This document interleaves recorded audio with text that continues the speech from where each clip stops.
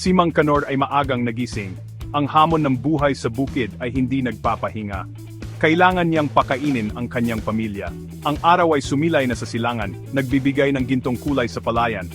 Nagsimula na siyang magtrabaho sa bukid. Ang bawat patak ng kanyang pawis ay simbolo ng kanyang pagsisikap.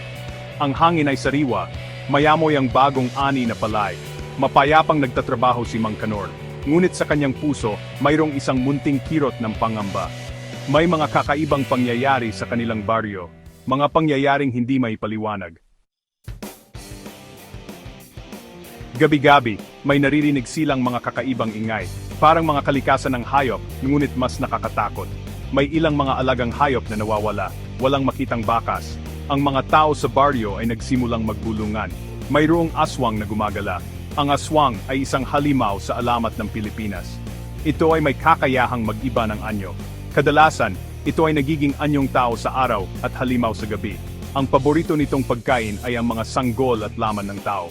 Ang bulong ng hinala ay lumakas. Ang takot ay lumukob sa buong baryo. Isang gabi, napagpasyahan ng mga kalalakihan na magbantay.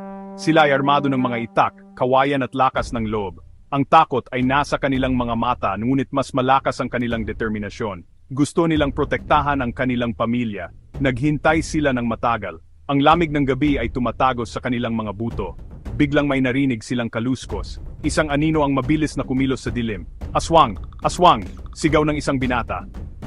Ang mga kalalakihan ay kumilos ng may katapangan. Pinalibutan nila ang anino at tinutok ang kanilang mga armas. Isang sigaw ang pumutol sa katahimikan. Nahuli na nila ang halimaw. Sa liwanag ng buwan, nakita nila ang nahuli nila.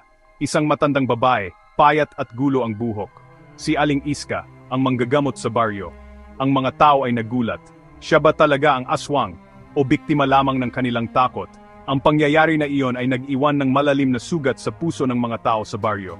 Nagdulot ito ng pagdududa at pagtatanong sa paniniwala ng bawat isa. Ang aswang ay isang halimaw sa alamat. Ngunit ang tunay na halimaw ba ay nasa ating paligid o nasa puso natin mismo? Ang buhay sa bukid ay bumalik sa dati, ngunit ang takot at ang katanungan ay mananatili sa kanilang mga puso.